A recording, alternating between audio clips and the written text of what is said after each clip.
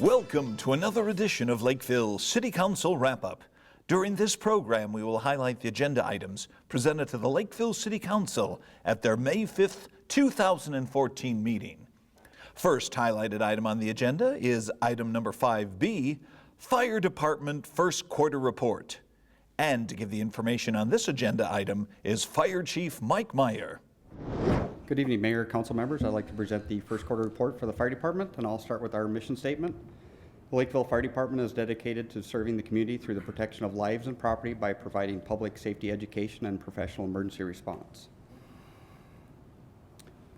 Sticking with our mission statement, our fire inspections that we completed in the first quarter, 96 commercial inspections, 1 daycare, and that's a new daycare in the city inspection, and we issued 4 burn permits. Excuse me. 2 things I'd like to note on this slide is the top right picture of the hydrant in the snow. I'd like to thank all of the citizens that did a great job at keeping the hydrants clear. I saw with the winter that we did have, there was quite a few hydrants that could have been buried and a lot of them were kept clear, so that was great for us for when we needed them. And the bottom right picture, you can see the outdoor fireplace that was actually plumbed into a resident. That was discovered through, I believe it was a medical call or a neighbor reporting it, but the one thing I'd like to highlight is how that works in conjunction. We get notified, we brought in building inspections and solved that problem as far as having that removed from the house. Obviously a very dangerous situation to have a open burning fire pit inside of your home. So. Real quick, before you move on, can you also address, I saw the sign on the fire hydrants. Yes. Can you address that, because we have garage sales coming up, and yep. I think that's pretty important. Great place to lean your garage sale sign, but not very good for us when we have to use that fire hydrant. So it's not something, I believe actually you have to keep a 3-foot clearance around a fire hydrant is by fire code. So we'd prefer not to see that. Thank you for that reminder. Certainly, thank you. Fire preventions that we completed in the first quarter was 5 fire preventions. You can see that they were all inside due to the weather that we had this winter. So a lot of the kids that we go out and visit didn't get to see the fire trucks. 2 events that we were a part of, the Fire on Ice Golf event, which was a partnership with us, 30 Days Community, and the Chart House was the host. We actually did a 9-hole golf on Kings Lake next to Chart House. This was a fundraising event for 30 Days Community and the Lakeville Fire Relief. The fire relief took in, I think it was $2,900 roughly, and that money is going to be turned around and used to buy stovetop fire stop is what it's called, and they attach underneath the hood of a kitchen. So if somebody has a kitchen fire, there's a powder just like a dry chemical extinguisher drops down onto that pan of fire or oil or whatever that's burning there. Some of the other items that we're looking to purchase is when we find a home that's in need of, that has no working smoke detector or CO detectors, that we would have those on hand to give those to that family. The bottom 3 pictures that you see there is a stuffed animal donation. This was a great effort from both student councils from JFK and Lakeview Elementary with the help of Kate Golmstead. They raised funds to purchase stuffed animals that we have in our vehicles, and those were provided to not only the fire department, to Alina and the police department. And we use those stuffed animals when we have an emergency incident with kids involved, that we're able to give them a stuffed animal. Our incident numbers, and before I go into the numbers, I'm going to highlight 3 calls that we had. Looking at the 2 pictures to your far left, this was started on the deck on Jefferson Court, and this was a result of cleaning out the ashes out of a wood-burning fireplace and leaving them on the deck. The fire started on the outside and then got its way inside between the, you can see the roof on the top picture, and it made its way into the 2nd floor of the home also.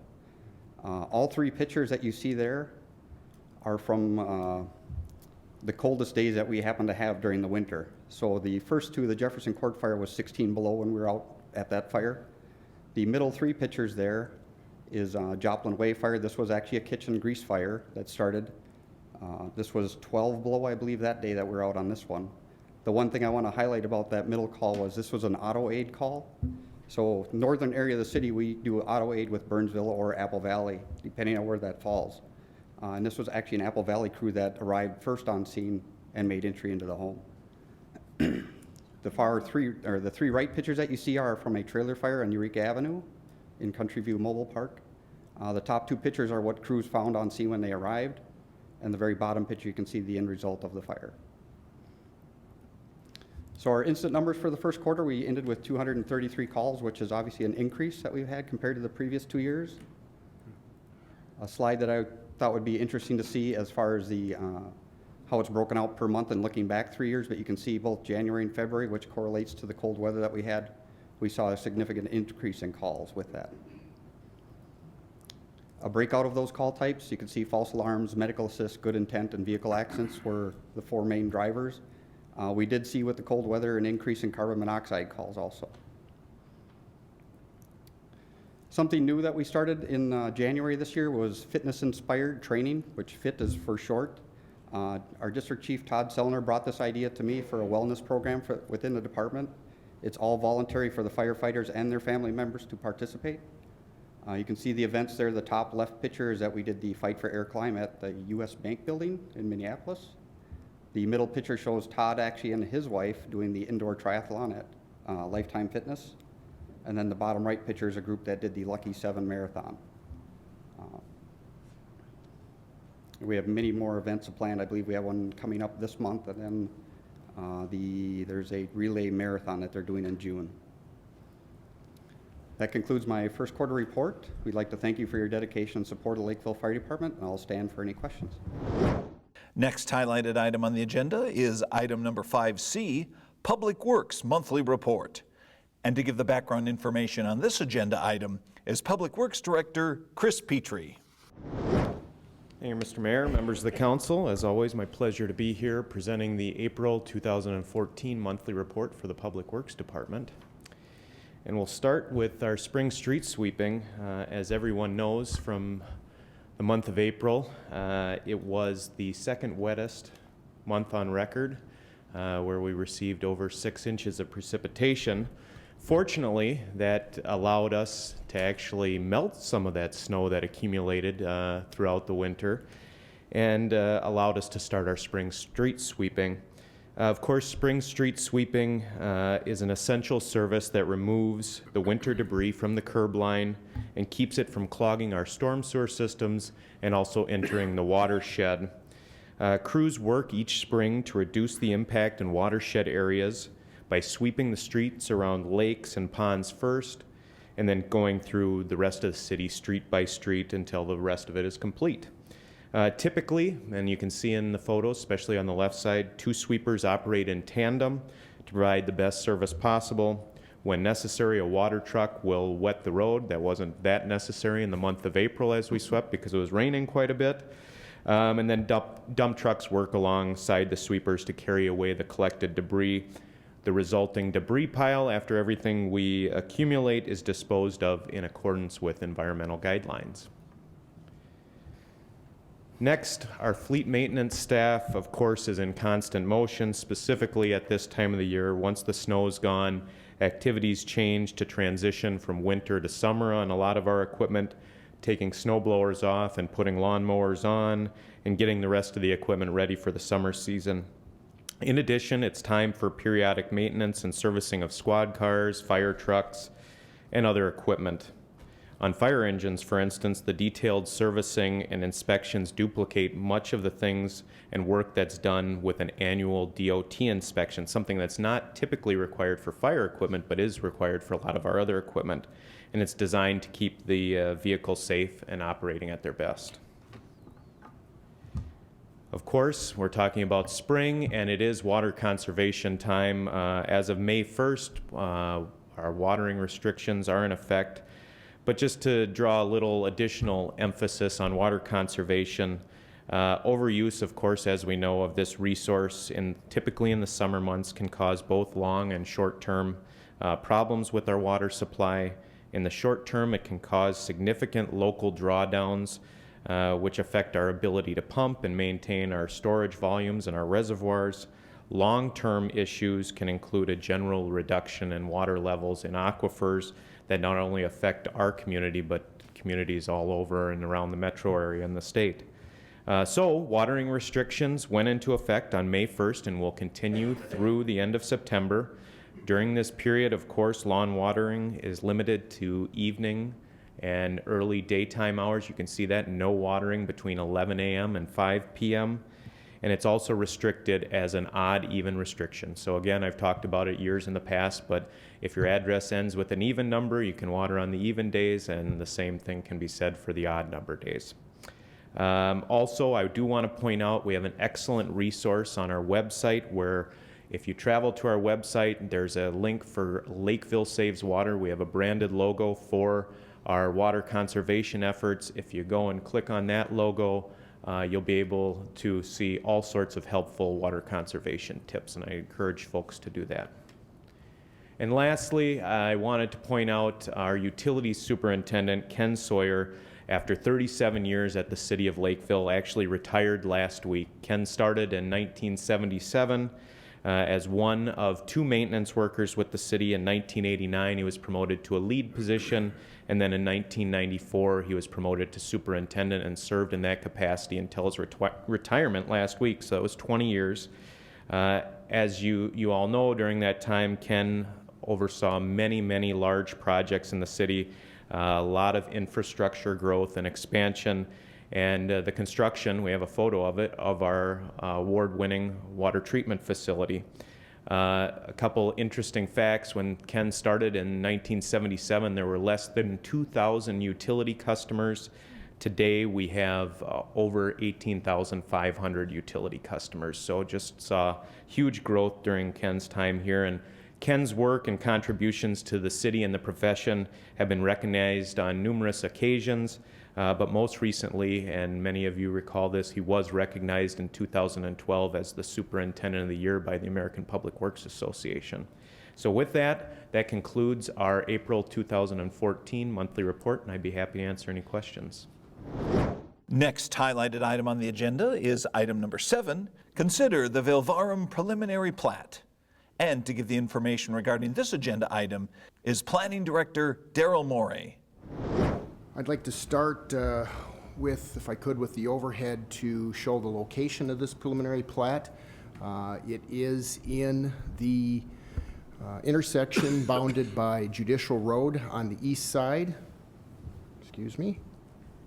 and 167th to the south, and Lynch Path on the west. As you can see from the overhead, the property is zoned RS1, which is single-family residential district with minimum lot size of 20,000 square feet and minimum lot width of 100 feet. There's 8 single-family lots that are proposed and 1 outlot, which is a stormwater management basin. And here's the preliminary plat design. 4 of the 8 single-family lots have frontage on Judicial. The other 4 have frontage on Lynch Path, and then the stormwater management basin within Outlot A is along 167th Street.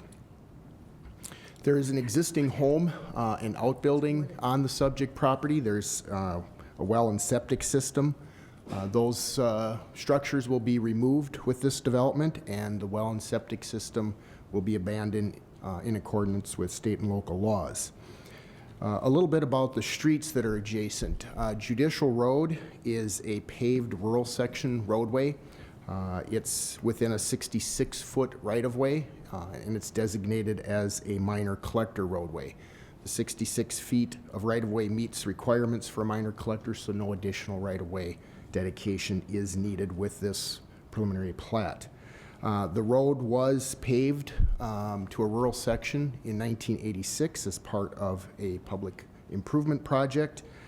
There is no additional upgrades to Judicial Road, identified in the city's current CIP, and given that the area to the north and to the east is currently zoned rural agricultural and comp plan designation for rural, and also outside the current MUSA, so there is no need at this potential point in time for that upgrade. Typically that is done with development and the demand is there. Lynch Path is a gravel roadway currently. I'd like to say that it's within the right-of-way that was platted for it in 1913, but it is not. It kind of meanders in and out of that right-of-way. You can see that somewhat from the preliminary plat, the dashed line showing the old platted right-of-way for Lynch Path, and here's the traveled roadway. The roadway is approximately 16 feet wide, again, a gravel section. The developer is going to upgrade Lynch Path adjacent to the plat. to a paved section with urban on the east side directly abutting the subject property, so it'll have curb and gutter on the east side. It would be rural section on the west side. The developer is platting additional right-of-way for judicial to achieve a 60-foot right-of-way width so that the roadway is entirely within the right-of-way, and the roadway will be designed as a 28-foot section. And 28 feet is a section width that is allowed by the city's ordinance in areas where there's environmental sensitivity. And this roadway dead ends to the northwest, actually adjacent to or within a property that's within Scott County. And then 167th Street on the south side is currently a urban section that was upgraded when the Orchard Hills Second Edition plat was developed a number of years ago. All 8 lots that are within the preliminary plat will be custom graded, and there'll be a custom grading plan and a custom tree preservation plan that would be submitted with each building permit for each of those particular lots based upon the design and location of the house at that time with the building permit. Mr. Zweber pointed out that the plat has been designed to meet the city's ordinance standards, our zoning and subdivision ordinances, as well as our comprehensive plan. The developer hosted a neighborhood meeting for this project on February 27th. There was a good turnout, a number of neighbors that were in attendance that asked questions and got additional information related to the proposed development. The Planning Commission also held a public hearing on the preliminary plat at their April 24th meeting. There was a considerable amount of comment from the neighbors. In fact, 9 neighbors asked questions and raised concerns that were discussed and addressed at the Planning Commission meeting. At the conclusion of the public hearing, the Planning Commission recommended approval on a 5-to-1 vote. The Parks, Recreation, and Natural Resources Committee also reviewed the preliminary plat at their meeting on April 23rd and unanimously recommended approval. Following the Planning Commission meeting and based on additional emails that were received from neighboring property owners, City Administrator Milkey and City Engineer Zach Johnson met with neighboring property owners to the northwest, Michael and Karen Jackson, to discuss concerns that they felt were not addressed at the Planning Commission meeting. As a result of that meeting with Mr. Milkey and Mr. Johnson, staff is recommending that 2 additional stipulations be added to the 11 that were approved by the Planning Commission. The stipulations are related to some additional analysis and evaluation that will be done between preliminary plat and final plat relating to a potential for a temporary paved turnaround at the end of Lynch adjacent to the northwest corner of the plat to provide a better transition from the upgraded paved section that the developer will be completing and improving adjacent to their property and the gravel section that extends to the northwest. The other stipulation relates to, again, an evaluation of providing sanitary sewer and water service of sufficient design and depth to serve not only the Jacksons' existing single-family home, but also the potential in the future for future subdivision of their property. While their property is zoned RA and is right now not in the current MUSA, they requested that that option be explored for a future possible subdivision of their property as well. So those 2 stipulations have been added to the staff recommended stipulations that we're presenting to the City Council this evening. Those 13 stipulations are listed in Ms. Jensen's May 2nd report, and staff is recommending approval subject to those 13 stipulations. I can stand for questions. Item number 7 was approved by the Lakeville City Council. Well, those are the highlighted items presented to the council at their May 5th, 2014 meeting. If you have any questions or comments regarding these agenda items, please feel free to call City Hall. The number is 952-985-4400. Thanks for watching this edition of Lakeville City Council Wrap-Up.